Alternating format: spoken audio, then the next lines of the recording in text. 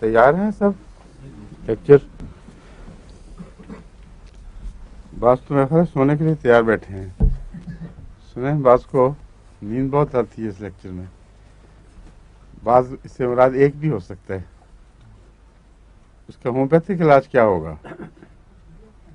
اگر لیکچر میں کسی کی کوئی سو جائے تو اس کا ہومیوپیتھک علاج کیا ہونا چاہیے؟ ہاں کسی کو پتہ ہے؟ انعام ملے گا اگر کوئی بتا دے. صحیح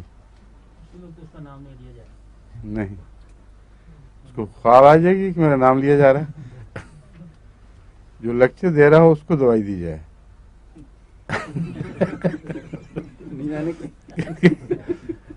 نہیں، تمہارے لیکچر میں کوئی سو رہا ہے تم بیدار ہو. یہ لیکچر دینے والے کا بھی قصور ہوتا ہے اگر کوئی سو جائے، اس لیے کہ وہ کیوں سونے دے کسی کو، اس کا فرض ہے. تو ہومیوپیتھک اتنا تو ہے نا کہ جس مریض کو ضرورت ہے اس کی بجائے لیکچرر کو دے گی جائے. واسطے سے ہومیوپیتھک بن جائے گی نا. انوائرمنٹ گرم ہوا ماحول کا بھی اثر ہوتا ہے تو لیکچرر کا قصور ضروری نہیں ہے. ہاں ضروری نہیں، لیکن وہ مس فائر کر جائے گی. ٹھیک ہے چلے پھر. جی جو میں نے بھی سوال پوچھا تھا کہ اگر کانسنٹریٹ نہ کر سکے تو اس کی دوائی کیا ہوگی؟ بات تو اس وجہ سے کانسنٹریٹ نہیں کرتے کہ جس مضمون کو پڑھ رہے ہیں اس میں دلچسپی نہیں. بات اس لیے نہیں کر سکتے کہ وہ سمجھ نہیں آ رہا ہوتا، اس لیے دماغ جو ہے وہ بار بار اپنا تعلق توڑتا ہے تو نیند آ جاتی ہے.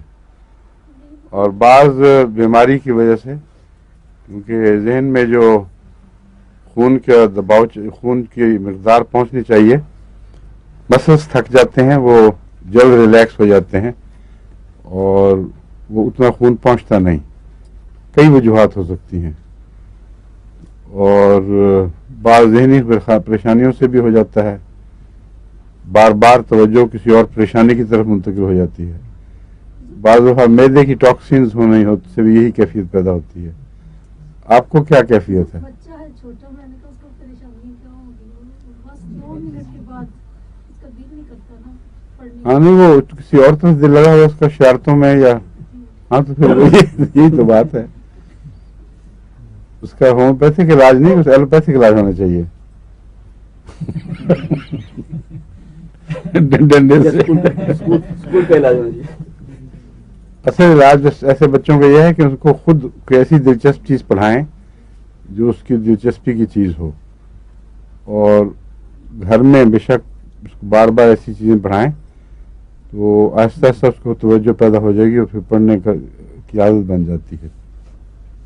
اچھا جی، اب کیا پڑھ رہے تھے؟ گرافائٹس. ٹھیک ہے ایکسٹریم فوٹوفوبیا. ٹھیک ہے. ہاں ایکسٹریم فوٹوفوبیا پہ میں نے کہا تھا نا سانپوں میں نمایاں ہے یہ بات. اور ایک سانپ جو ہے وہ سندھ والا، اس میں تو مریض آنکھ کھولے تو اندھا ہو جاتا ہے. اور وہاں پتہ نہیں کیوں کوئی لٹکاتے ہیں، ویسے بھی لٹکا سکتے ہیں مریض کو لیکن ان کے کنویں بھی اندھے ہوتے ہیں اصل میں. اکثر سندھ کے جو تھرپارکر کے علاقے میں دیکھا نا وہ سانپوں والا، اس میں اکثر کنویں اندھے ہوتے ہیں. الٹا لٹکاتے ہیں، پھر اس سے کہتے ہیں کچھ اس کو اگر بچ جائے تو امکان ہے. لیکن ہر سانپ میں یہ ہے آنکھ پر اثر کچھ نہ کچھ. فوٹوفوبیا ضرور ہے.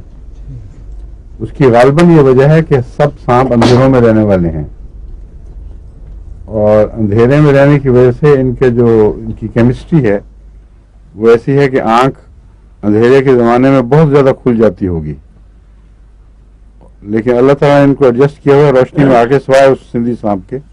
اس میں کوئی خاص حکمت ہے، ورنہ سب سانپ اپنی آنکھیں پھر ایڈجسٹ کر لیتے ہیں روشنی میں آ کے. انسان میں اتنا تیز ایڈجسٹ کرنے کا مادہ بھی نہیں ہے، مگر ہے بھی تو اس کا اسپیکٹرم چھوٹا ہے. سانپ کے اثر سے وہ پیوپلز بہت زیادہ ڈائلیٹ ہو سکتے ہیں، اور اگر وہیں ٹھہر جائیں، ڈائلیٹ ہی ہو جائیں، تو پھر یہ کیفیت جو ہے نا فوٹوفوبیا کی سب میں کامن ہوگی. لیکن ایک جو سانپ میں نے بتایا تھا روا کے پاس بھی ہے،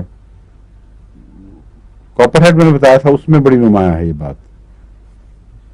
जो फोटोफोबिया, कॉपर हेड एक सांप होता है, इसको सेंचुरिस भी कहते हैं, और भी अंग्रेजी कई नाम हैं। ऑस्ट्रेलिया में बहुत पाया जाता है, हमारे रबा के पास भी है। और वो इतना खतरनाक सांप है कि तमाम माहिरीन बिलाशुबा इसको सब सांपों से ज्यादा जहरीला करार देते हैं, सिवाय एक इस्तिस्नाई सांप के जो बहुत छोटा सा होता है। ये कोबरा से 7 गुना ज्यादा जहरीला कहलाता है। और क्रोटेलस जो बाकी सब सांपों से ज्यादा समझा जाता है, जो क्रूंडी सांप सिंध में बहुत होता है, उससे ये ऊपर का है। ये रब्वा के करीब जो इलाके हैं ना पहाड़ी, जिनमें बुर्जी बाबल वगैरह, जहां हमारी जमीन भी थी, वहां ये सांप पुराने पथरीले इलाकों में जहां ईंटें पुरानी जमा हों, वहां भी ये पाया जाता है। वहां भी ऑस्ट्रेलिया में भी इसी किस्म के लैंडस्केप में मिलता है। और इसके सर जो है उसमें जर्द से एकदम फिर कॉपर हो जाता है, फिर आहिस्ता आहिस्ता आगे जर्दी है और पीछे कॉपर होना शुरू हो जाता है। और इसके मुतालिक जो मैंने तहकीक पढ़ी है वो ये है कि वो पहले असाब पे हमला करता है, और गहरी नींद तो हर सांप का हिस्सा है, और अगर सो जाए तो फिर उसका मरना करीबन यकीनी हो जाता है। लेकिन पहले ये असाब पर हमला करता है और नज़र पर हमला करता है, और चलते फिरते जिस्म डुबाने लगेगा, इंटॉक्सिकेशन का एहसास होगा, और बड़ी तेजी से नींद गलबा करती है।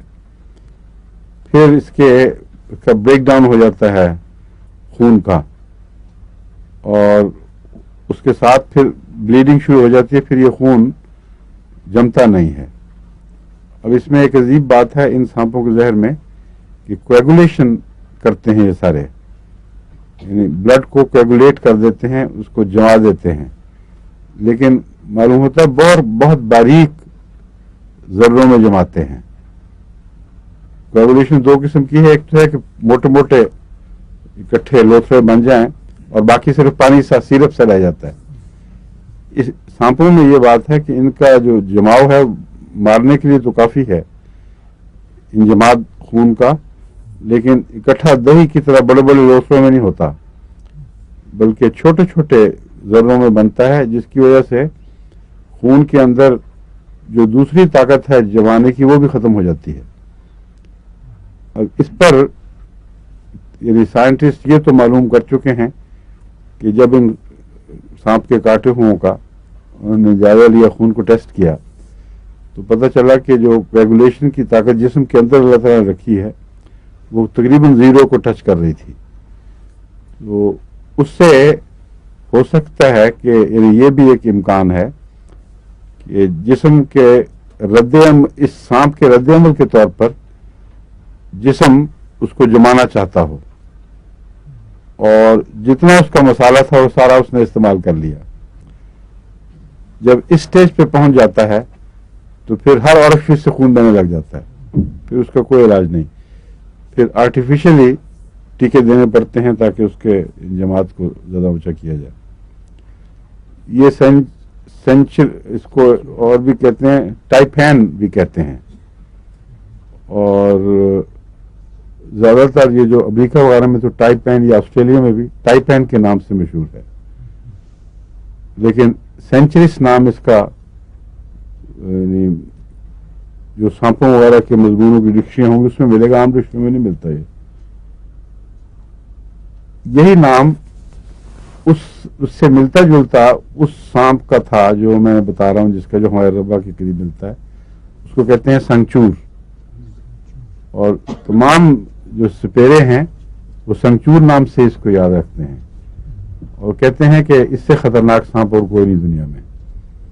हमारे घर एक दफा सपेरा आया और उसकी आवाज सुन के मोना तूबा वगैरह बच्चे छोटे थे, मैंने कहा चलो तुम्हें सपेरे का सांप दिखवाएं। उसको मैंने कहा कि इतने पैसे मैं तुम्हें दूंगा, तो बहुत खुश हुआ कि उसको उम्मीद नहीं थी कि इतना मिलेगा।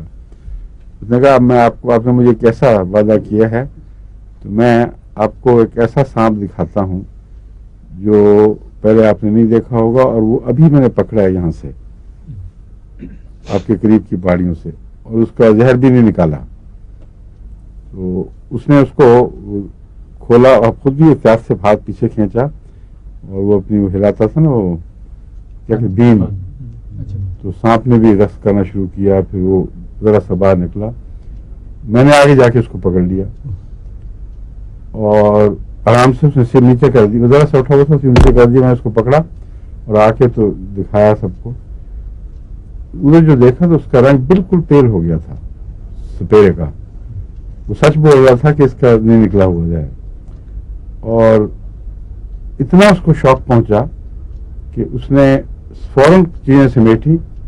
मैंने उसको सांप पकड़ाया, उसने पैसे भी नहीं लिए। उसने कहा मैं एक लेमन के लिए भी यहाँ ठहरने के लिए तैयार नहीं। वहां से भाग गया। उसको शौक था। अब वो तो ये होगा ना कि अगर खुदा न खास्ता कोई हो जाता वाकया तो लोगों ने इसको पकड़ लेता था।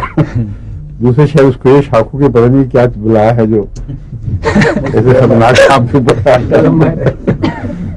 तो बाहर ये मैंने सेंचुरी खुद देखा हुआ है, बहुत ही वो खौफनाक असर डालने वाला है।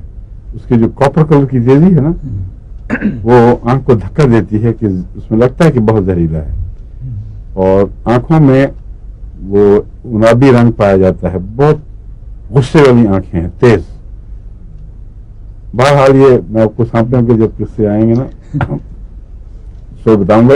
हर सांप के जहर में ये बात मिलती है। उसको आप जब समझ जाएंगे अच्छी तरह, फिर सांपों के जहर से इलाज आसान हो जाएगा। आपको समझ आ जाएगी कि किस स्टेज पर क्या काम आता है। मैंने सबसे ज्यादा तो लेकेसिस इस्तेमाल किया है, और इसका नाम है लेकेसिस लैंसिलोटस, और ये अपने खानदान के लिहाज से इससे मिलता है। टाइफैन लैंसिलोटस और लेकेसिस लैंसिलोटस दोनों एक ही खानदान के हैं, मगर ये कॉपर हेड नहीं होता, वो कॉपर हेड है, इसलिए उसको नुमाया तौर पर कॉपर हेड कहते हैं।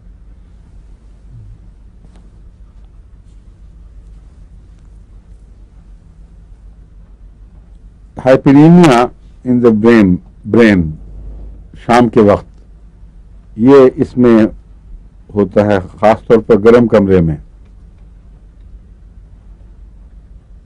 खून का दौरान दिमाग की तरफ ज्यादा हो जाए, और शाम को गर्म कमरे में ऐसे मरीज को इस वजह से ज्यादा तकलीफ पहुंचती है, यानी ग्रेफाइट्स के मरीज को।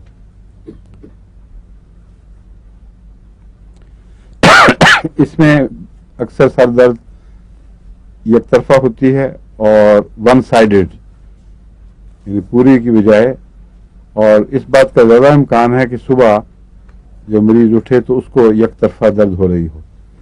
इसमें ग्रेफाइट्स के अलावा जलसीमियम भी अच्छी दवा है, मगर जलसीमियम की सर दर्द उस वक्त होती है अमूमन जब उसके वक्त बदल जाए मरीज के। रात को अगर 9-10 बजे सोने की आदत है तो 1 बजे सोए, या सुबह जल्दी उठने की आदत है देर में उठे, तो नींद की कमी से भी ज्यादती से भी वक्त की तब्दीली से जो उठने पर सर दर्द हो, उसमें मेरा तजुर्बा है कि जलसीमियम बहुत अच्छी दवा है, और फानन वो दर्द ठीक हो जाता है लगभग से। 1-2 खुराकें 10-15 मिनट के वक्फे से दे दें आप 200 में, वो काफी मुफीद है। इसको मैंने सुबह की दर्द में कभी इस्तेमाल नहीं किया ग्रेफाइट्स को, लेकिन लिखा हुआ है चूंकि किताबों में मैं आपको बता रहा हूं।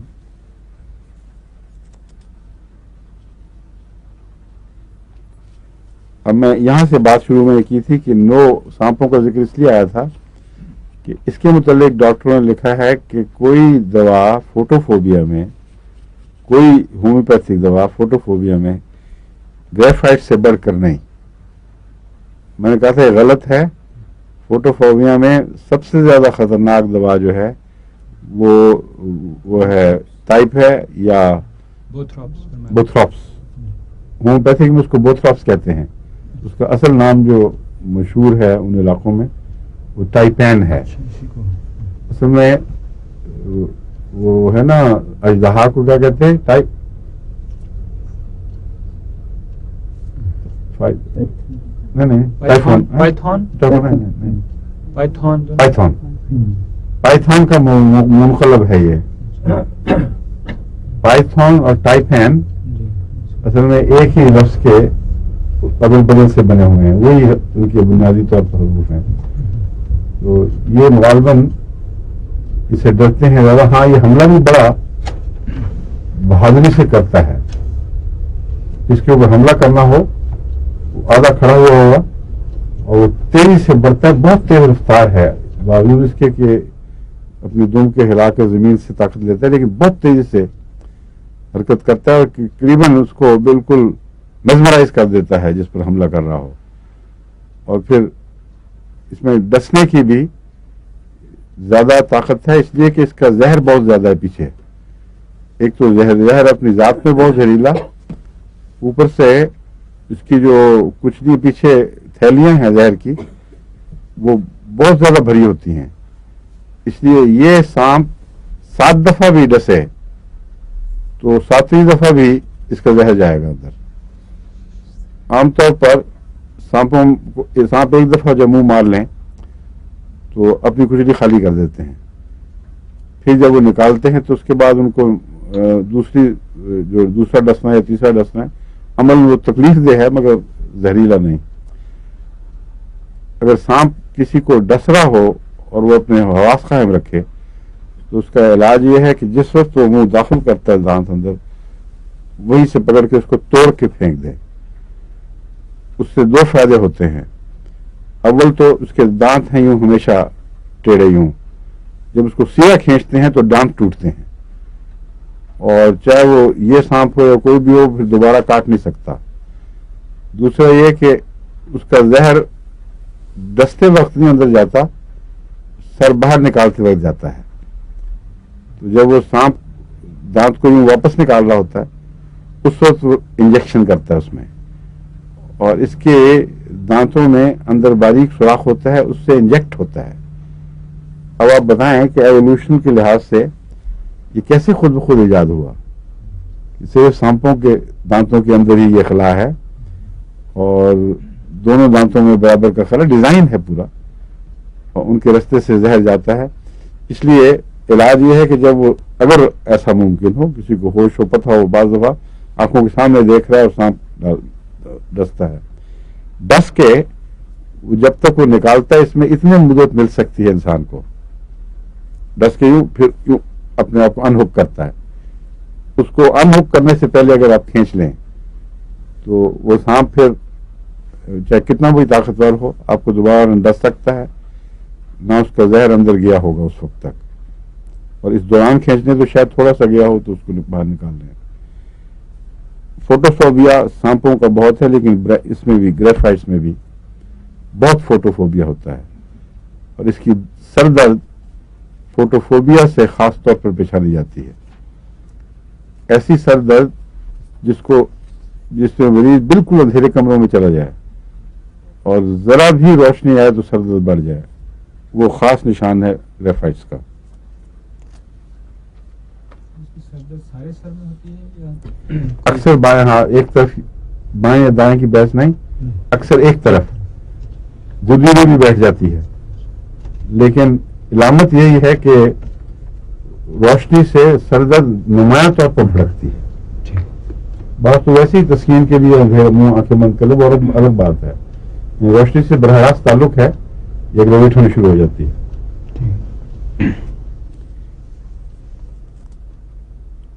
एक्जिमा इसका मुख्तलिफ जगहों पर छोटे हिस्सों में असर दिखाता है। मैंने बताया था ना, कान के पीछे है, सर के ऊपर है, आंखों पर भी इसका एक्जिमा बड़ा सख्त होता है, और कोई दवा फिर काम नहीं आती जब तक जो इसका एक्जिमा है उसमें इसकी जरूरत है। बहरहाल मोटे ट्यूमर बन जाते हैं लिड्स के ऊपर, और एक्जिमे से आंख के जो ऊपर का पर्दा है खास तौर पर वो थिक हो जाता है, बाल झड़ने लग जाते हैं, और इर्द गिर्द स्याही का एक वो साया सा पड़ जाता है, और बहुत तकलीफ दे है आंख का एक्जिमा। लेकिन और दवाओं में भी है, इसमें ग्रेफाइट्स में नुमाया है ज्यादा।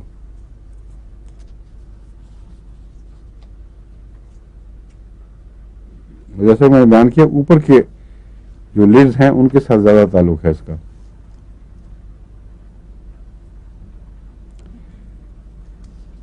اگر کان کے ڈسچارجز پرانے ہوں، اگر وہ وسڈ اس خاص قسم کا جو یہ بناتا ہے مادہ نکالتا ہے یعنی وسڈ جس میں سریش سا چپچپاہٹ پائی جائے، تو وہ تو آپ نہیں دیکھ سکتے کیونکہ کون ہے جو ہاتھ لگا لگا کے دیکھے گا، مگر دیکھنے کے اس کی جو طرز ہوتی ہے اس سے بھی کچھ اندازہ ہو جاتا ہے. اس میں ایک خاص بات یہ ہے کہ اس میں ہلکا سا خون ملا ہوا ہوتا ہے. اگر دیکھنے میں جو کان سے مادہ نکلتا ہے وہ روئی لوگ ڈال کے نکال کے دکھا دیتے ہیں بعض وہ چپچپا بھی ہو اور اس میں خون کی آمیزش ہو تو وہ گریفائٹس کا امکان زیادہ دلاتا ہے، یعنی امکان ہے زیادہ تر گریفائٹ ہوگا. اوفینسو ضرور ہوتا ہے، بدبو بہت ہے، تمام کاربنز میں بہت بدبو پائی جاتی ہے.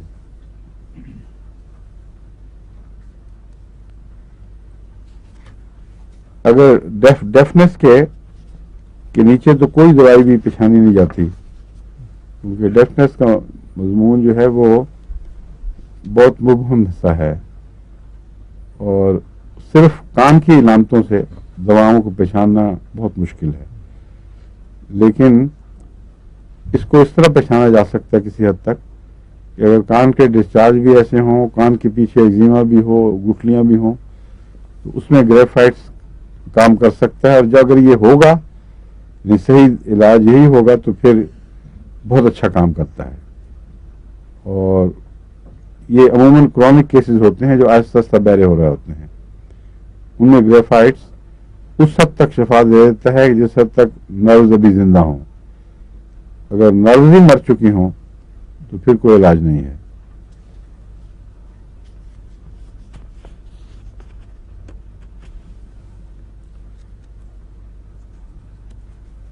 بعض دفعہ پیٹ میں ہواؤں سے ڈکارنے سے آرام آتا ہے، بعض دفعہ کوئی آرام نہیں آتا، اور جتنا مرضی کوئی ہوا نکالے پھر بھی اسی طرح رہتا ہے.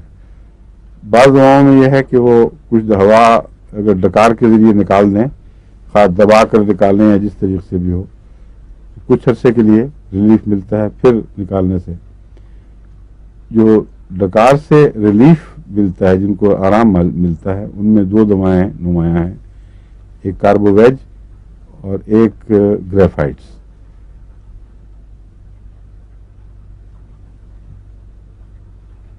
دونوں میں بالکل ہم مزاج ہیں، ایک دوسرے کی اس معدے کی ہوا کے اعتبار سے پہچاننا مشکل ہے.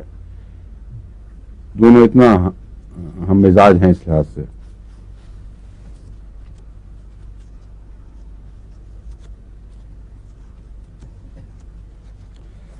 اگر جگر سخت ہو اور پھولا ہوا ہو، اس کا عام طور پر ہومیوپیتھک ڈاکٹر کو تو پتہ نہیں لگ سکتا کہ سخت اور پھولا ہوا اندر کیا ہے، لیکن بعضوں کے جگر کے مقام پر ابھار ہوتا ہے اور ہاتھ لگائیں تو سختی سی نظر آتی ہے.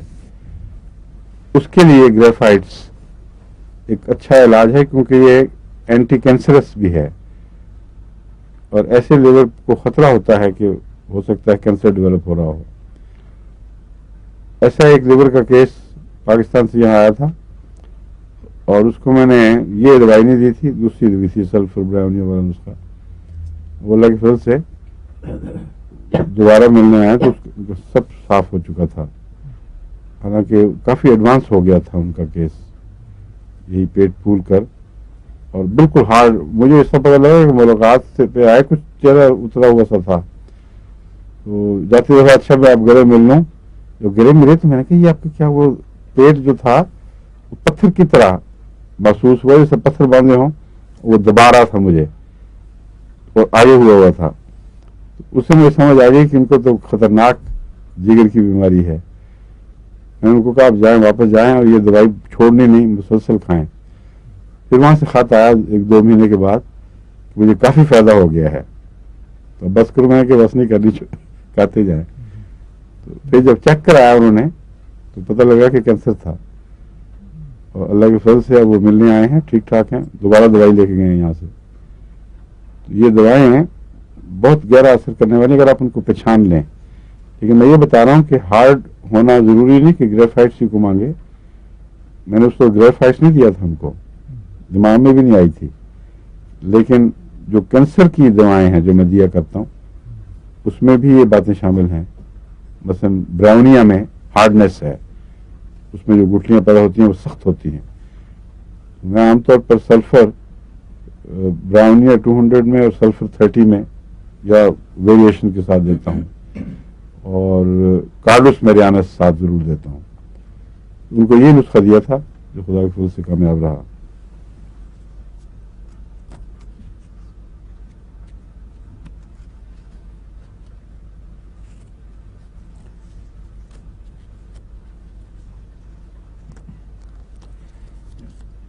ہواؤں میں جو بدبو ہوتی ہے، یا میں نے بتایا نا جتنے کاربن سے سب میں بدبو پائی جاتی ہے. اور چائنا ہے اس میں بہت ہوا ہوتی ہے پیٹ میں لیکن بدبو نہیں. اس لیے جو اطباء ہیں یا ہومیوپیتھ وہ اس طرح ذہن میں تقسیم کرتے ہیں کہ بعض دوائیں ایسی ہیں جو گلینڈز کی اندر خشکی سے پیدا ہوتی ہیں، تعفن سے نہیں پیدا ہوتی، اور وہ صاف ہوائیں ہیں، ان میں کوئی بدبو نہیں.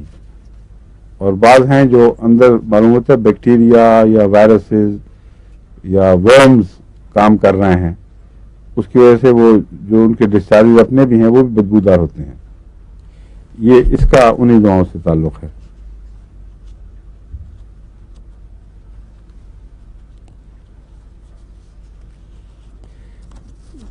ہیمورائڈز بھی ملتے ہیں اس میں، یعنی کیا کہتے ہیں اس کو، بواسیر کے موقع.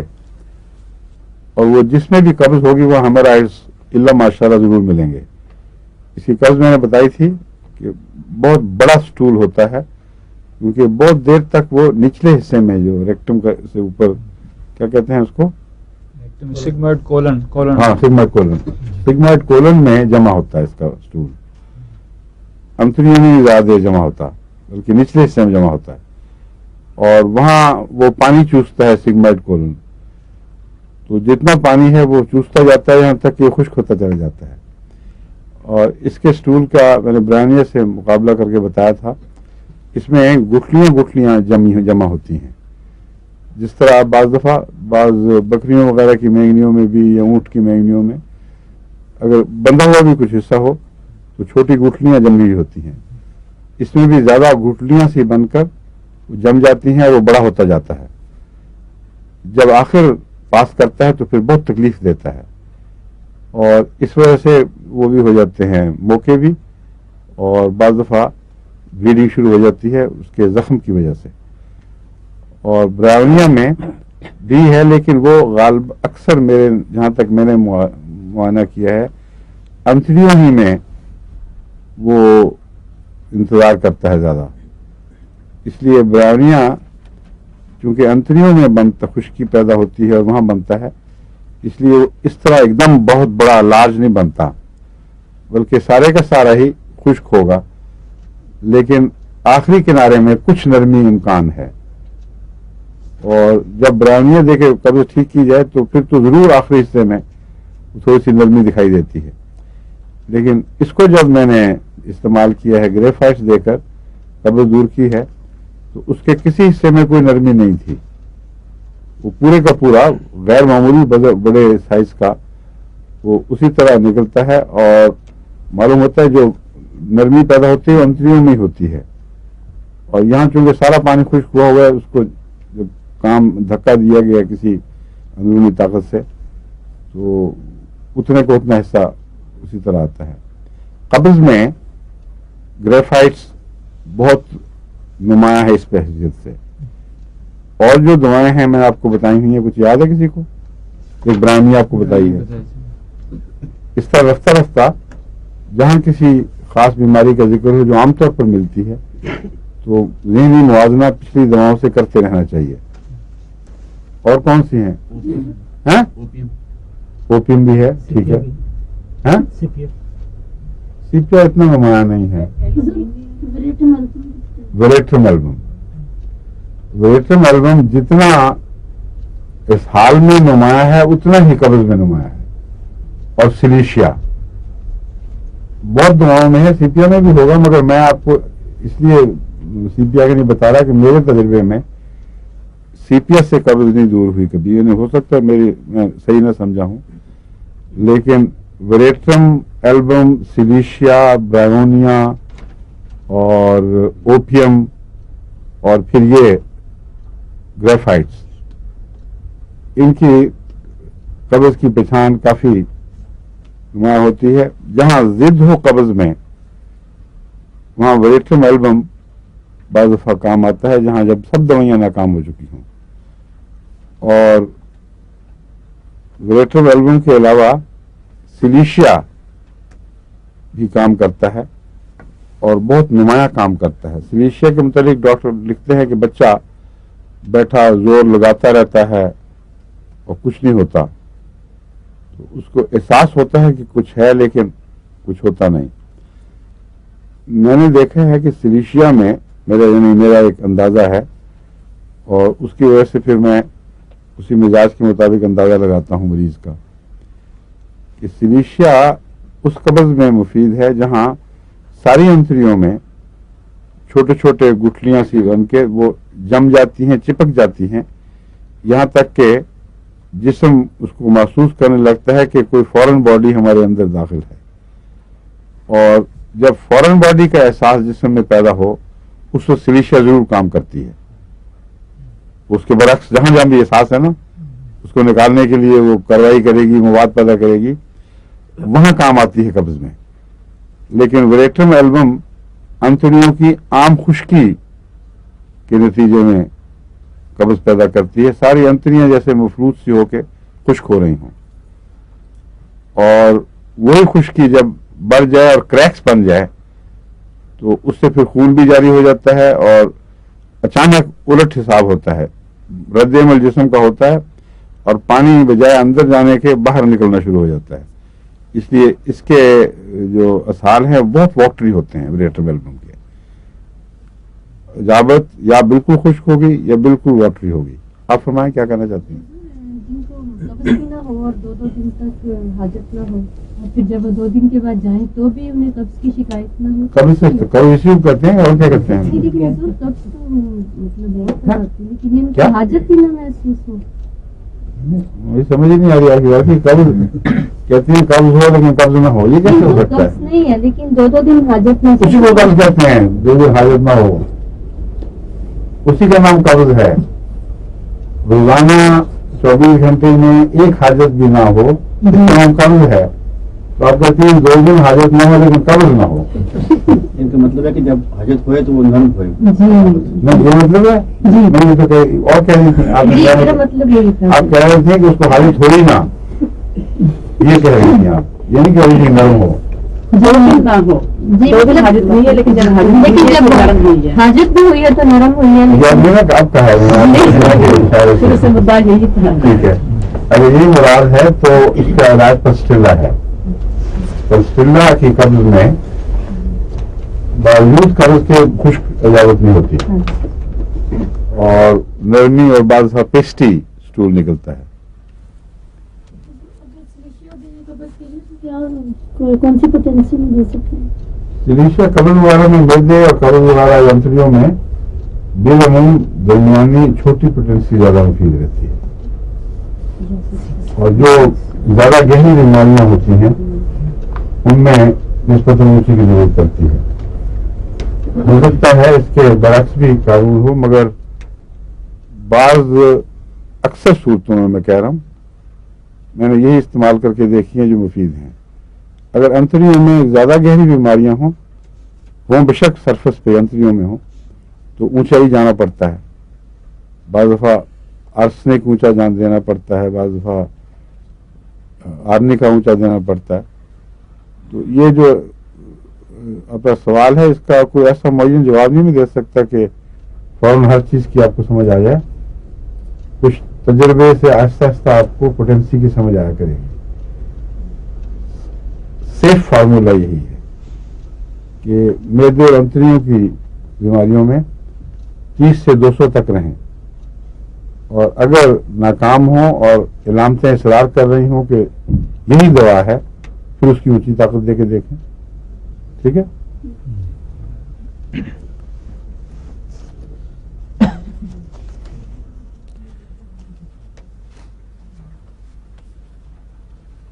اس میں لکھا وائلنٹ پینز ڈیورنگ اسٹول. وہ اصل میں کوئی اندرونی پینز نہیں ہوتی ہیں انتڑیوں کی، وہ جس حالت کا وہ ہے اس کا آخری حصہ ہی سارا دکھتا ہے. صرف نکلتے وقت آخری کونے پر درد نہیں ہوتی، بلکہ وہ نالی اندر تک دکھ جاتی ہے. اس لیے پین تو ہوگی، ظاہر بات ہے، وہ ایک میکینیکل چیز ہے. پیشاب میں اسٹریم فیبل ہو جاتی ہے. ہو سکتا ہے اس کا پروسٹیٹ گلینڈ سے تعلق ہو، کیونکہ پروسٹیٹ گلینڈ یہ گلینڈز پر اثر کرتی ہے، اور پروسٹیٹ گلینڈ پر اگر اثر ہو تو فیبل اسٹریم ہو جاتی ہے، یعنی طاقت سے پیشاب نہیں لگتا بلکہ لگتا ہے خود بخود بہہ رہا ہے، اور پھر کمزوری کے ساتھ بہتا ہے. اس میں بھی گریفائٹس ایک امکانی دوا ہے. لیکن اس کی جو پیشاب کی علامت ہے وہ یہ ہے خاص پہچاننے کی کہ پیشاب ذرا سا بھی کھڑا ہو اس کے اوپر سیڈیمنٹ سی آ جاتی ہیں، تہ پر اس کے فلم سی بن جاتی ہے جو سخت بدبودار ہوتی ہے. جس پیشاب میں یہ علامت ہو اس میں گریفائٹس کا امکان زیادہ ہے.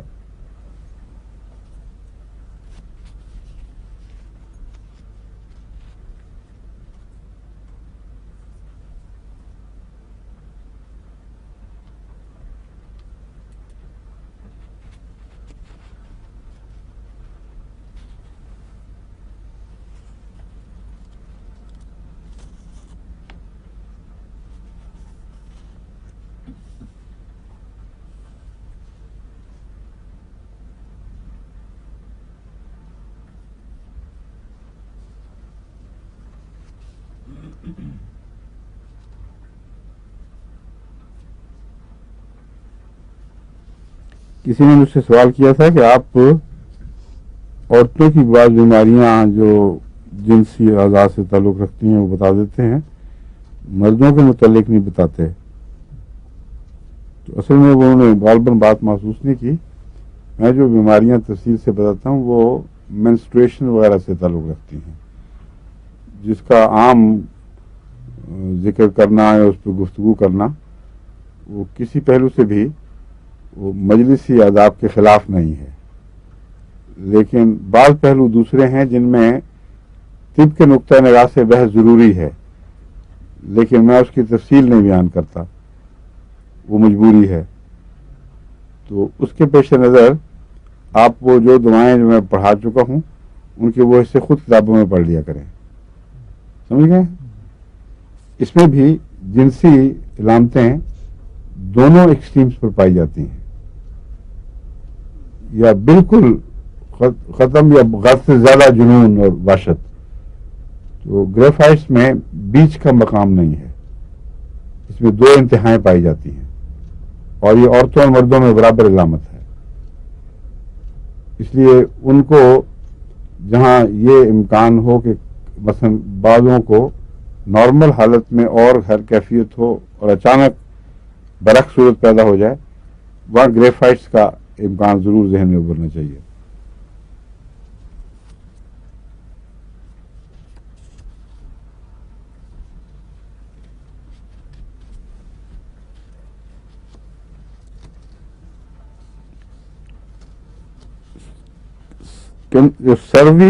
سروائی یا سروی کیا کہتے ہیں؟ پروننسیشن کیا ہوتا ہے اس کا؟ سروائکل بھی کہتے ہیں، سرویکل بھی کہہ دیتے ہیں کچھ. سرویکل، جی سروائکل بھی کہہ دیتے ہیں. جی اصل پتہ نہیں لگ رہا کیا ہے، کیوں نہیں استعمال ہوتے ہیں جی. کیا ذرا میں ویسے سروائکل کہتے ہیں. کینسر ہے نا، جو اس کی جو سواہی دار منہ ہوتا ہے، سروکس کا جی، سروکس کہتے ہیں. جی جی سروائکل کینسر نہیں کہتے اس کو؟ وہی سروکس تو وہ ایریا جی. سروکس تو جگہ کا نام ہے. جی سروائکل کینسر میں وہ عام طور پر بہت پریشان ہوتے ہیں، ڈاکٹروں کو بہت خطرناک ہے. یہ گریفائٹس کے متعلق یہ ملتا ہے ذکر کہ سروائکل کینسر کو اگر یہ علامتیں ملتی ہوں تو خدا کے فضل سے اکیلا کیور کرنے میں ثابت ہوا ہے. کئی کیورز اس سے ثابت ہیں کہ سروائکل کینسر کی ہو گئی. اور یہ آج کل یہاں پہ بڑی بیماری ہے. شاید وہ اس لیے کہ وہ اوپر لگا دیتے ہیں کیپس وغیرہ اور کئی قسم کے ذرائع اختیار کرتے ہیں برتھ کنٹرول کے جو عورتوں کے لیے مضر ہیں, اور وہ ڈاکٹر یہاں اس وقت آنکھیں بند کر کے دیتے ہیں جی ٹھیک ہے کچھ نہیں ہوتا, لیکن ہوتا ضرور ہے. کیونکہ اب میں نے ایک پروگرام ٹیلی ویژن پہ دیکھا تھا جس میں انہوں نے بتایا کہ اب رجحان اس بات کی طرف زیادہ بڑھ رہا ہے ہمارا کہ یہ جو میز ہیں ان میز والوں میں کینسر کا انسیڈنس بہت زیادہ نکلا بنسبت دوسروں کے. تو یہ کچھ نہ کچھ انجری جو بھی فطرت کے خلاف کاروائیاں ہیں اس کا کچھ نہ کچھ اثر ضرور پیچھے رہتا ہے, اس لیے احتیاط بھی کرنی چاہیے.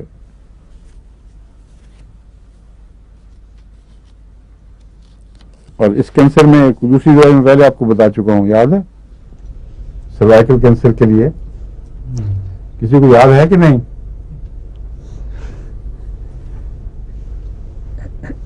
آج تو ایک ہی صف میں کھڑے ہو گئے محمود اور یار, خواتین اور مرد سب. آپ کو میں نے کاربو اینیملس کے متعلق بتایا تھا تاکیداً کہ یہ کینسر میں مفید ہے, لیکن سروائکل کینسر میں جہاں دوسری دوائیں ناکام ہوتی ہیں کاربو اینیملس بہت نمایاں اثر رکھتی ہے. تو ان دو دواؤں میں آپ کو علامتیں تلاش کرنی چاہیے خاص طور پر.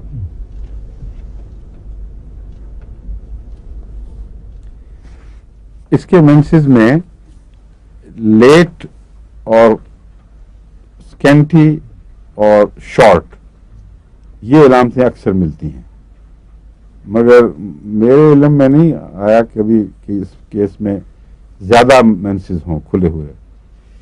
زیادہ مینسز جب ہوں تو ان کو وہ بعض دفعہ اس کی وجہ سے بھی ہو جاتے ہیں اندر ٹیومرز وغیرہ کی وجہ سے, اس لیے اس کا فوری علاج ہونا ضروری ہے.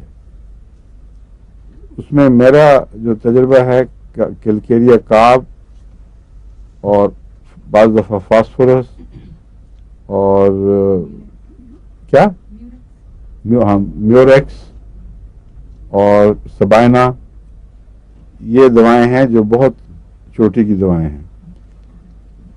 عام طور پر میں یہ فارمولہ دیتا ہوں, یا ہوتا ہے کیلکیریا کارب, میوریکس, سبائنا کمبائنڈ, یا سبائنا کی بجائے فاسفورس اگر بلیڈنگ زیادہ ہو. اگر یہ پتہ ہو کہ اندر ٹیومرز بھی ہیں یا کئی قسم کی گروتھ ہیں تو اس بلا تاخیر یہ نسخہ شروع کرا دینا چاہیے, کیونکہ اللہ ماشاء اللہ یہ کام ضرور کرتا ہے. اور ایک تو بلیڈنگ کو جلدی کنٹرول کرتا ہے, پھر وہ بسا اوقات ایگزامینیشن پر پتہ چلتا ہے کہ وہ گٹھلیاں بھی ختم ہوئی ہیں, لیکن ان کے لیے پھر اور دوائیں بھی بعض دینی پڑتی ہیں. پہلے تو بلیڈنگ کنٹرول کریں اور گٹھلیاں بھی کم ہوں گی, پھر اگر کچھ عرصے تک اسی طرح قائم رہیں تو پھر دوسری دوائیں دینی پڑتی ہیں. لیکن بہت ایسے کیسز ہیں, ایک دو کی بحث نہیں ہے, اکثر کیسز جو میرے پاس آئے ہیں اللہ کے فضل سے ان میں وہ گٹھلیاں بغیر آپریشن کے دور ہو گئیں. تو کیا ضرورت ہے خام خواہ مصیبت کرنے کی. اس لیے میں عام طور پر یہی ایڈوائز کرتا ہوں سب کو کہ پہلے کوشش کر لیں اور ڈاکٹر سے وقت لیتے رہیں. اگر 1 مہینے 2 مہینے کے بعد جو سرجنز ہیں وہ پھر بھی یہی کہیں کہ اس میں کوئی کمی نہیں آ رہی تو پھر بے شک آپریشن کروائیں, پھر روکنا نہیں چاہیے.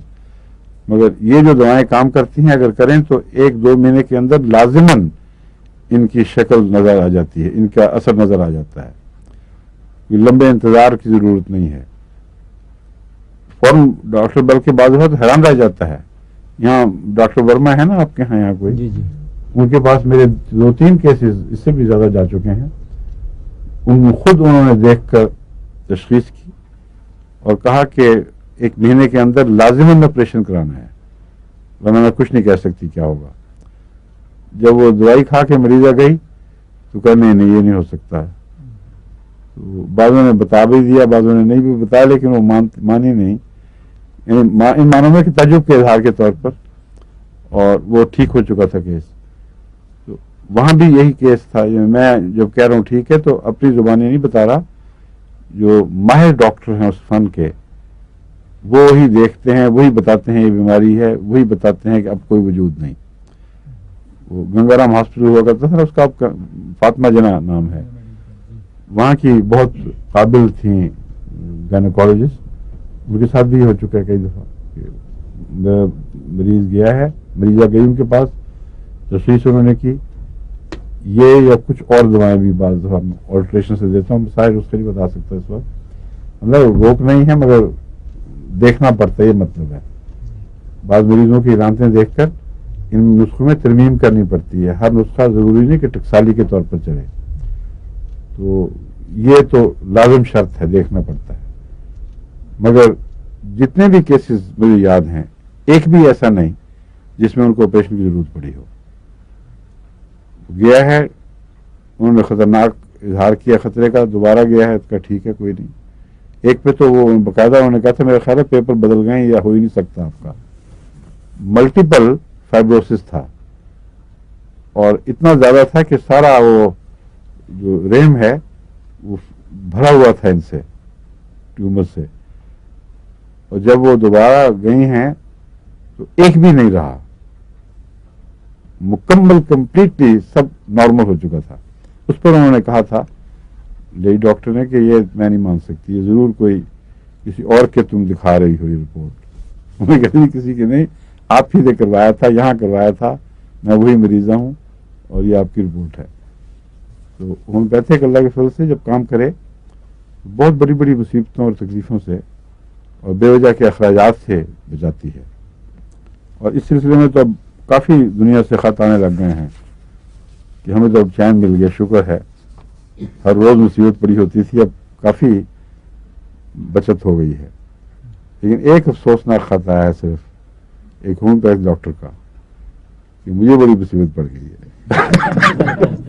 تو بلکہ دردناک ہے کہ میں اتنے قرضے لے کر کاروبار شروع کیا تھا, بالکل بیٹھ گیا, بٹا بیٹھ جا رہا.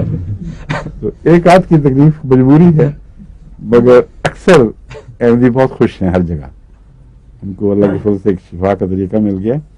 مگر وہ ابھی پوری سمجھ نہیں سکے, جب بار بار دہرائیں گے تو پھر انشاءاللہ آہستہ آہستہ عام ہوتا جائے گا علم.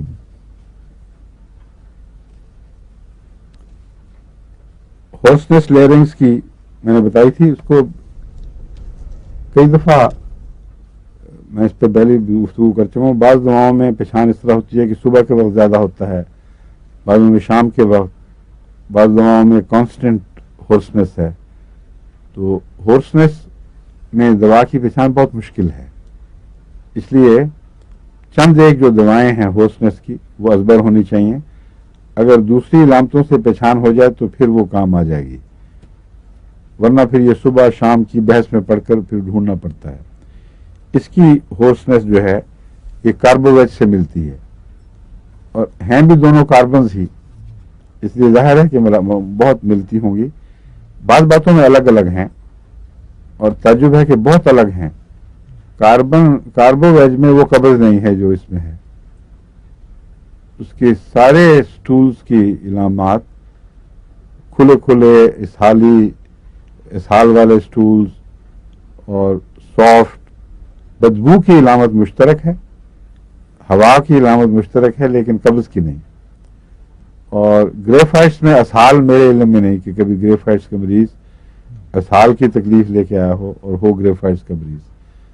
اس میں قبض ہی ہے, اور فرق صرف یہ ہے کہ کاربوویج ویجیٹیبل سے کاربن لی گئی ہے, اور گریفائٹس جو نیچر میں کاربن اصل شکل میں موجود ہے اس کو کہتے ہیں. تو زندگی نے کاربن پہ کچھ اثر ڈالے ہیں, اور ہم اسے انالیسز میں خواہ نہ بھی معلوم کر سکیں, لیکن ہومیوپیتھک نام ہی اس بات کا ہے کہ غیر مری تحریریں لکھی جاتی ہیں اثرات کی. تو وہ کاربن جو زندگی سے مانوس ہو چکی ہے اس میں سختی کم ہو گئی ہے اور ڈرائینس نہیں رہی. وہ کاربن جو زندگی سے مانوس نہیں ہے وہ میٹل کی طرح اپنا اثر اسی طرح سخت اور خشک اثر دکھاتی ہے. بس یہی پہچان ہے ان کے فرق کی, ورنہ کوئی پہچان نہیں.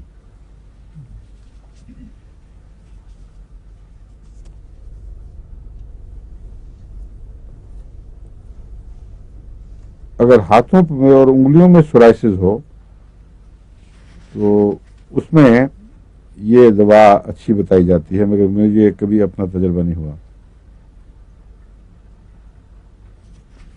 لیکن ایک چیز میں اس کو میں نے استعمال کیا ہوا ہے، وہ واقعتاً مفید ہے. ایک کیس میں ناخن کالے ہو کر جھڑ جاتے تھے اور بہت تکلیف دہ بیماری تھی. ایک عورت کی بات میں کر رہا ہوں. وہ کالے ہوتے تھے اور بھدے سے ہو کے تو پھر پورے کے پورے اتر جاتے تھے. ان میں سورائنم میں نے دی تھی، لیکن سورائنم کے علاوہ اسے غالباً پورا فائدہ نہیں ہوا تھا. گریفائٹس نے اس کو بہت فائدہ پہنچایا. اور گریفائٹس میں یہ 2 علامتیں خاص طور پر ہاتھوں سے تعلق رکھنے والی لکھی ہوتی ہیں. ایک یہ کہ ہاتھوں کا، انگلیوں اور ہاتھوں کے سورائسس میں اگر یہی محدود ہو تو گریفائٹس بہت مفید ہے.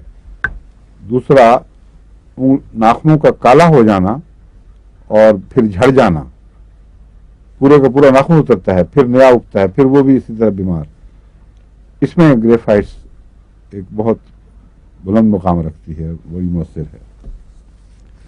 اس سے ملتی جلتی دوائی ایک سورائنم ہے، بہت سی باتوں میں ملتی ہے، اس لیے میں نے گریفائٹس کے بعد سورائنم رکھی ہے.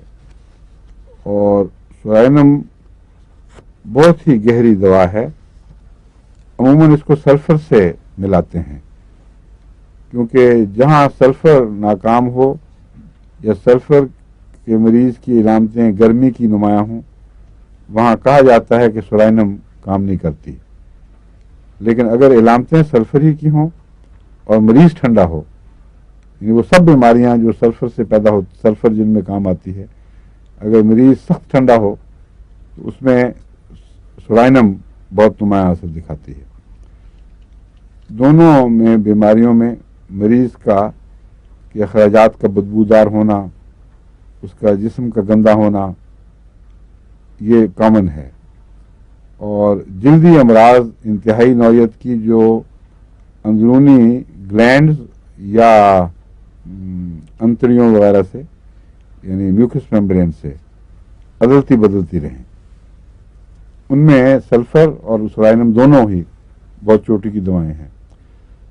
تو چونکہ امراض مشترک ہیں بہت حد تک، اس لیے سلفر اور سورائنم کو ڈاکٹر قریباً ایک طرح ٹریٹ کرتے ہیں. سورائنم کو گرم سلفر کہہ دیں گے یا سلفر کو ٹھنڈے، یعنی سورائنم کو ٹھنڈا سلفر کہہ دیں گے یا گرم کو سلفر کو ٹھنڈی سورائنم، ایک ہی بات ہے. لیکن اتنا بھی اس طرح مشابہ نہیں ہے کہ آپ ایک مطالعہ سمجھ کرنے کے بعد دوسرے کے مطالعے کی ضرورت نہ سمجھیں. سورائنم جب میں پڑھاتا ہوں، ابھی آپ کو سلفر پڑھا چکا ہوں، تو سورائنم کی اپنی جگہ اسٹڈی کی ضرورت ہے. اور بہت سی ایسی جگہیں جہاں ٹھنڈی اور گرمی کی بحث نہیں، سلفر کا دخل ہی کوئی نہیں. مثلا میں نے آپ کو بتایا تھا ایک دفعہ کہ جانوروں کے کینسر جو ہارنز کے اندر نیچے ہوتا ہے، ان کے سینگوں کی جڑ میں جو کینسر ہو، عام طور پر چند دنوں میں جانور مر جاتا ہے. اس کا کوئی دوسرا علاج معلوم نہیں ہے، نہ ایلوپیتھی میں نہ کسی اور دوا میں. لیکن سورائنم 1000 دے کر میں نے دیکھا ہے، وہ اللہ تعالیٰ کے فضل کے ساتھ اتنے کیسز میں شفا ہوئی اور مکمل کہ کسی شک کی گنجائش نہیں رہتی. ایک دفعہ ایک وہاں کے زمیندار کو گفتگو ہو رہی تھی ہومیوپیتھک پہ، تو وہ کہتا تھا جی یوں ہی باتیں ہیں. میں نے کہا یہ مثال دی تو پھر اس کے کان کھڑے ہوئے. اس کی اپنی بھینس سے بیمار تھی، تو ڈاکٹر صاحب کو دی میں نے، وہ گئے دیکھا، دوا دی، ٹھیک ہو گئی. تو کینسر، اس کینسر کے لیے سلفر کوئی اثر نہیں کرتی. اس لیے ان مشابہتوں کی باتوں میں آ کر جو ہومیوپیتھ طالب علم ہیں ان کو مطالعہ سے بے نیازی نہیں کرنی چاہیے. سورائنم ایک ابلغ اپنی ذات ہے، ایک حیثیت رکھتی ہے، اس کی شناخت ضروری ہے.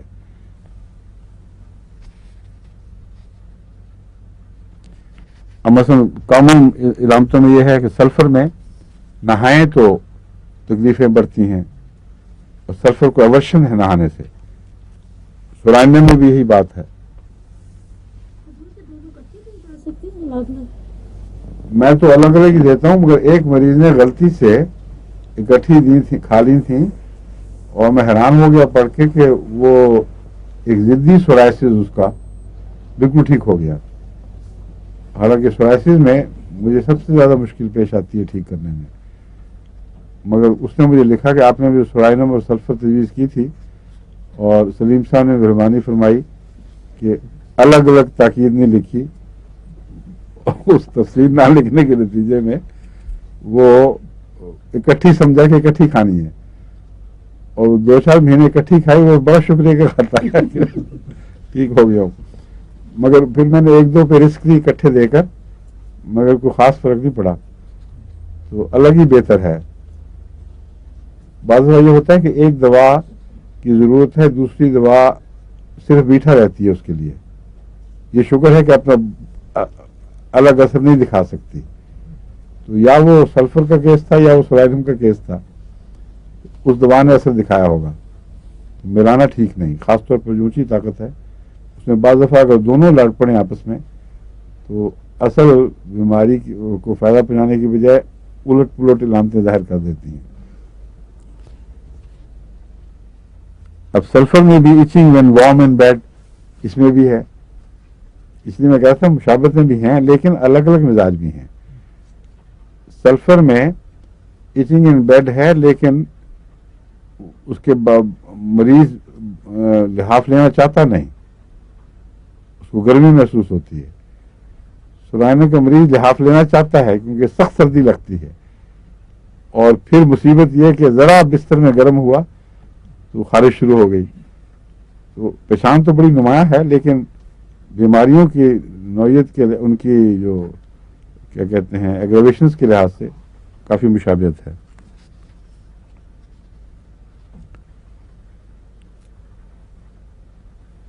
इसमें एक और ऐसी चीज है जो इससे ज्यादा नुमाया किसी चीज में नहीं, और सल्फर उसके पसंद को भी नहीं फटकती उसमें। वो ये है कि अगर किसी जवान बच्ची को या लड़के को सफेद लटें आने शुरू हो जाएं सर में और सफेद बाल होने शुरू हो जाएं, अगर उसका कोई इलाज ना किया जाए तो फिर बाज़ दफ़ा जवानी ही में सारा सर सफेद हो जाता है। उसमें सोलाइनम से ज्यादा बेहतर और मौसर दवा गालबन कोई मौजूद नहीं, मेरे इल्म में कोई नहीं, बल्कि कोई दूसरी इसके करीब भी नहीं आती। सोलाइनम 1000 दें, 1 हफ्ता 2 हफ्ते 3 हफ्ते हफ्ता वार के मैं दिया करता था, और वो खुद ब खुद जिस्म कुछ करता है अंदर से, और बाल जो नए निकलने लगते हैं वो नीचे से स्याह निकलने शुरू हो जाते हैं। जो एक दफा सफेद हो जाए उसको काला नहीं किया जा सकता सिवाय रंगने वाली दवाओं के, लेकिन अंदर से काले फूटते हैं फिर। इसलिए सोलाइनम का इससे ताल्लुक है। ये तजर्बा नहीं किया कभी किया कि आम जो जिंदगी के दस्तूर के मुताबिक सफेद बाल काले होते हैं उन पर सोलाइनम असरअंदाज हो सकती है कि नहीं, लेकिन जिन लोगों को कमाई का शौक है होम्योपैथिक से, वो अगर तजर्बा करें तो काफी उनकी बिक्री होगी। बजाय इसके कि खिजाब लगाओ कि जी मुझसे दवाई लो और सफेद बाल स्याह कर देगी, लेकिन हो सकते हैं। उसकी वजह यह है कि बाद लोगों को बड़ी उम्र में जाकर फिर सफेद बालों की बजाय काले उगने शुरू हो जाते हैं। मैंने 2 औरतें ऐसी देखी हैं। पुराने जमाने में मशहूर था कि 100 साल की उम्र को औरत पहुंच जाए तो उसकी जवानी लौटनी शुरू हो जाती है, उसके बाद दोबारा स्याह होने लगते हैं। दांत भी कहते हैं निकलते हैं। हाँ, दांत भी निकलते हैं, क्या नहीं कहा जाता है। दांत निकलते हैं तो मैंने देखे, लेकिन बाल काले होते देखे हैं, लेकिन 100 साल से पहले ही। एक हमारे यहाँ कादियान में हम जब छोटे थे तो वो जो खानदानी खिदमत करने वाले होते हैं उस जमाने में रिवाज था। एक फैमिली है जो आजकल जर्मनी में भी आबाद है, हमारे पुराने हमशे शाम के आबा अजदाद के ज़माने से वो खिदमत करने वाला ख़ानदान था। उनकी एक थी माई कीमो, वो हमारे घर खाना अच्छा पकाया करती थी, बड़ी काफ़ी मोहम्मद खातून थी और हिम्मत वाली थी, सख्त हड्डी थी। उनको मैंने देखा कि बिल्कुल सफ़ेद बाल اور جب زیادہ بڑی عمر کی ہوئیں، میں بھی اس وقت کچھ بڑا اور ہو چکا تھا، تو ان کے کالے بال اگنے شروع ہو گئے. اور ایک اور خاتون کو بھی میں نے دیکھا کہ ان کے بھی 80 سال کی عمر میں آ کے سیاہ بال نکلنے شروع ہو گئے. تو اللہ بہتر جانتا ہے کہ وہ کیا نظام ہے، فالیکلز دوبارہ جاگ اٹھتے ہیں یا کوئی اور چیز بنتی ہے، مگر ہو سکتا ہے. اس لیے سرائنم کو نہ بھولیں، یہ اول آپ کی توجہ کی مستحق ہے. اور اس کے بعد انگلی اٹھ رہی ہے. ختم ہو گیا وقت؟ اچھا جی، خدا حافظ، السلام علیکم.